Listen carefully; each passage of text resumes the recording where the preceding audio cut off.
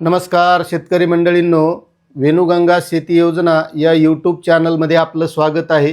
राज्य सरकारनं जी कर्जमाफीची योजना आता राबवण्याचं चालू केलेलं आहे आणि यामध्ये सहकार विभागानं काही महत्त्वाच्या सूचना दिलेल्या आहेत। तर त्यासाठी आपल्याला बऱ्याचशा काही गोष्टीसुद्धा माहीत असणं गरजेचं आहे आणि त्याचबद्दलच्या सूचना या सहकार विभागानं दिलेल्या आहेत।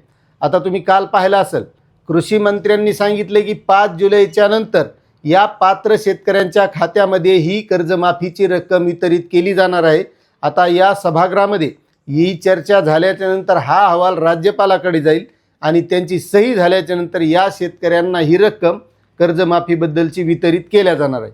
मात्र यामध्ये महत्त्वाची एक गोष्ट होती की जे महाराष्ट्र राज्यामध्ये 2 आंदोलनं झाले किंवा आता अधिवेशनामध्ये बऱ्याच आमदारांनी या कर्जमाफीच्या अटी आणि निकषाबद्दल प्रश्न उपस्थित केले। तसं पाहिलं तर जे काही अटी निकष लावलेत यामध्ये बदल होणं गरजेचं होतं, मात्र अद्यापपर्यंत तसे कोणत्याही प्रकारचे बदल झालेले नाहीत। जर असे काही बदल झाले तर त्याबद्दलची अपडेट माहिती आपण या चॅनलच्या माध्यमातून देणार आहोत।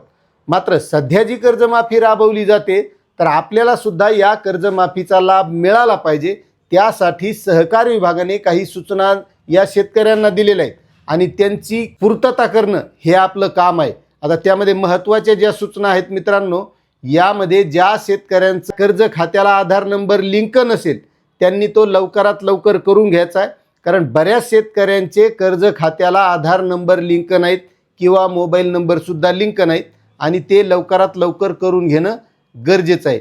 आता त्यानंतर दुसरी एक गोष्ट आहे की त्यांनी सहकार आयुक्त व निबंधक तसेच जिल्हा बँकर्स समितीकडून व्यापारी आणि सहकारी बँकांना पात्र शेतकऱ्यांच्या आधार क्रमांक घेण्याच्या सूचनासुद्धा दिलेल्या आहेत। तसे तुम्हाला बँकेमधून मेसेजही आले असतील, मात्र त्यासाठी आपण जरी फोनही आला नाही किंवा मेसेज आला नाही तर आपण स्वतः जाऊन बघायचं की आपलं आधार त्या खात्याला लिंक आहे का नाही।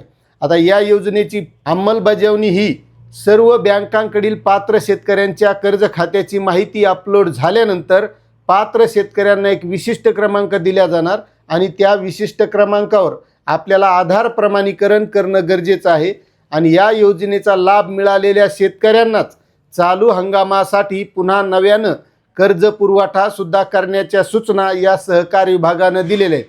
म्हणजे जे शेतकरी कर्जमाफीस पात्र होतील त्यांना पुन्हा पीक कर्ज मिळवता येणार आहे आणि त्यासाठी आपल्याला आपला आधार नंबर, आपला मोबाईल नंबर आपल्या कर्ज खात्याला लिंक आहे का हे बघणं सुद्धा तितकंच गरजेचं आहे। आता तुमचा आधार नंबर, मोबाईल नंबर तुमच्या कर्ज खात्याला लिंक आहे का नक्कीच कमेंट करा।